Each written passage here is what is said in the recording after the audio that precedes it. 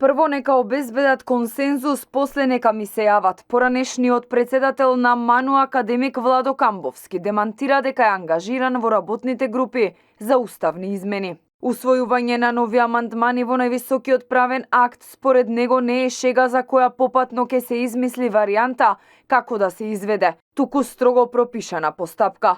Она што ќе го прават така наречените работни групи треба да биде работа на Собраниската комисија за уставни прашања. Јас не знам што би работела таа експертска група. Ке расправа и ке испраќа предлози. До кого? Целата работа е наопаку поставена. За уставни измени треба првин да има политички консензус, согласност од парламентарните партии дека треба да се случат. Во ситуацијава за внесување на нови заедници во преамбулата, откако ќе се изгласа тој консензус, председателот ја свикува Собраниската комисија за уставни прашања и таа почнува да заседава и да работи. Таму треба да стигнуваат предлозите. Ако на членовите на комисијата им е потребна помош, тогаш ти одлучуваат да повикаат експерти. И покрај алармот на познавачите дека прво треба да има консензус, а дури потоа да се организира расправа на експертско ниво, владата веќе почна да ги формира работните групи. Во понеделник истекува рокот за номинирање на експерти и представници од институции и политички партии.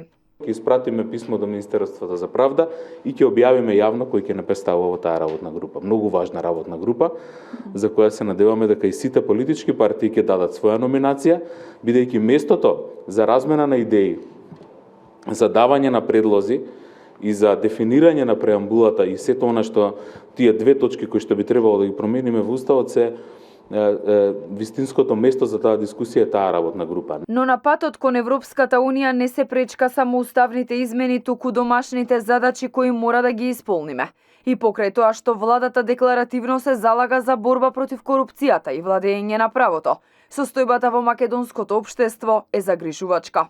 За потребните реформи Маричич изборуваше и со неговата српска колешка, министерката за евроинтеграција Тања Мишчевик. По потпишувањето на меморандумот за соработка, Маричик и Мишчевик се согласија. Македонија и Србија како земји аспиранти за Европската Унија има што да учат една од друга. Меморандумот за соработка во делот на евроинтеграциите ќе се однесува на размена на искуства, знаења, информации, практики на патот кон Европската Унија. Предходно, двете влади потпишаа договори и за соработка во областа на енергетиката, транспортот, економијата.